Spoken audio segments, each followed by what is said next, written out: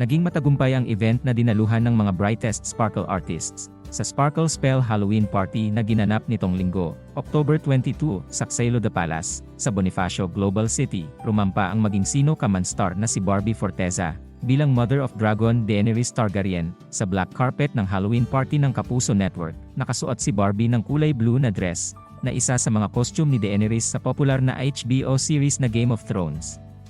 Kabilang si Barbie sa mga nakatanggap ng award na Sparkle Stars of the Night. Sa kanyang Instagram, nagbahagi si Barbie ng mga larawan niya suot ang Daenerys Targaryen costume at nilakipan niya ng isa sa mga sikat na quote ni Daenerys. "I'm not going to stop the wheel. I'm going to break the wheel," mababasa sa caption.